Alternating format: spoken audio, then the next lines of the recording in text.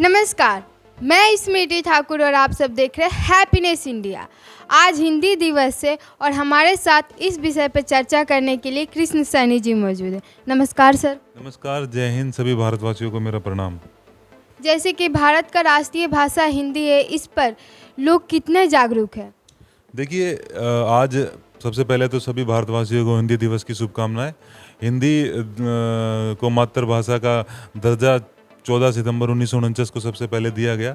हालांकि इसका जो अगर हम कहें तो 1950 में इसको विख्यात रूप से प्रचार किया गया था। उसके बाद से ही आज हम अगर आपने जो सवाल पूछा है हिंदी के बारे में कि कितने लोग जागरूक हैं, तो बात करेंगे। लोग तो लगभग जागरूक हैं और पूरी तरीके से बहुत सारी संस्थाएं भी हैं जो हिंदी को एक व्यापक रूप से राष्ट्र से लेके विश्व तक पहुंचाने में कार्यरत हैं। लगातार वो लोगों को जागरूक भी करती रही हैं बहुत सारी संस्थाएं, और सरकारों को भी विभिन्न कार्यक्रमों के माध्यम से वो एक संदेश देने का कार्य करती हैं कि हिंदी को ज़्यादा से ज़्यादा जगह पे उनको बढ़ावा दिया जाए और ज़्यादा से ज़्यादा संस्थानों में हिंदी का एक तरीके से कहा जाए तो हिंदी का उपयोग किया जाए।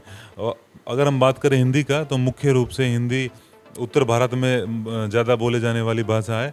और अगर हम बात करें पश्चिमी उत्तर प्रदेश, पश्चिमी भारत की, पूर्वी भारत की, तो बहुत सारे उनकी अलग अलग एक क्षेत्रीय भाषा है। भारत एक विख्यात और बहुत ही पौराणिक देश है और यहाँ पे बहुत सारी भाषाएं हैं, बहुत सारी बोलियां हैं, बहुत सारे अलग अलग धर्म का प्रचार और जातियों का प्रचार है। उसके बावजूद हिंदी को मातृभाषा का दर्जा प्राप्त हुआ।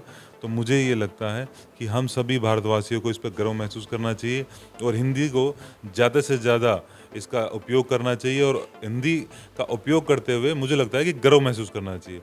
हम सभी भारतवासियों का हिंदी का इस्तेमाल बोलने में, लिखने में, हर जगह करके इसका ज़्यादा से ज़्यादा प्रचार प्रसार करें। साथ ही संस्थानें और सरकार भी इस तरीके से दिखावा ना करके कार्य करें और दिखाएं कि हाँ, हिंदी को हमने बढ़ावा दिया है।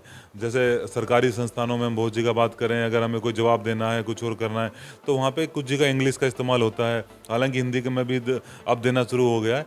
तो मेरा यह मानना है कि किसी भी, चाहे वो कोर्ट हो, न्यायपालिका हो या फिर दूसरे क्षेत्र हो, हर जगह हिंदी को ज़्यादा से ज़्यादा बढ़ावा दिया जाए, हिंदी में वार्तालाप किया जाए। चाहे हमारे प्रधानमंत्री जी हो, चाहे राष्ट्रपति जी हो, चाहे मुख्यमंत्री हो, चाहे हमारे किसी भी विभाग के अफसर हो, सबको हिंदी भाषा का उपयोग करना चाहिए। हिंदी को ज़्यादा से ज़्यादा बढ़ावा देना चाहिए। हिंदी के अंदर अपने नाटक प्रस्तुत करके लोगों को जागरूक करना चाहिए। जैसे कि पूरे दुनिया भर में हिंदी जो भाषा है चौथे नंबर पे आता है। जैसे पहले नंबर पे अंग्रेजी, स्पेनिश, मंदारनी और चौथा नंबर पे हिंदी भाषा आता है। इस पे आपको क्या कहना है? देखिए, बहुत ही अच्छी बात है, गर्व की बात है। मैं चाहूँगा कि भारत की जो हमारी भाषा है, मातृभाषा हिंदी, वो चौथे नंबर पे ना रह के पहले नंबर तक पहुँचे।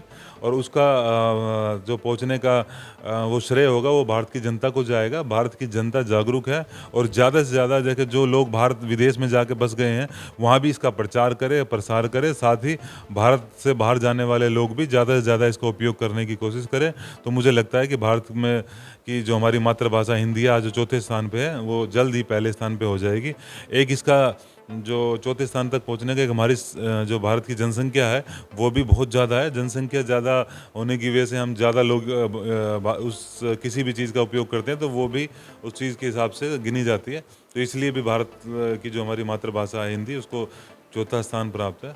पर मैं चाहूँगा कि प्रचार प्रसार ज़्यादा हो और भारत की मातृभाषा हिंदी का भारत में ना रह के पूरे देश और विदेश के अंदर इसका प्रचार प्रसार हो और विख्यात रूप से जानी जाए और पता चले कि हाँ, हिंदी धर्म और ये हिंदी भाषा को लेके कितने सजग है और पूरा विश्व भर इसका उपयोग करे। तो मेरी यही अभिलाषा है और इसी अभिलाषा के साथ हम हैप्पीनेस इंडिया की टीम भी काम कर रही है। लोग सुखी रहें, खुश रहें और ज़्यादा से ज़्यादा अपने स्वदेशी चीज़ों का इस्तेमाल करें, स्वदेशी जानकारी का इस्तेमाल करें, स्वदेशी चीज़ों को हम पहचानें। पूरे भारतवासियों के लिए हैप्पीनेस इंडिया का पूरी टीम का ये संदेश है कि सभी जागरूक रहे और अपनी स्वदेशी चीज़ों को अपनाकर हिंदी का प्रचार प्रसार करें और लगातार हैप्पीनेस इंडिया देखते रहें।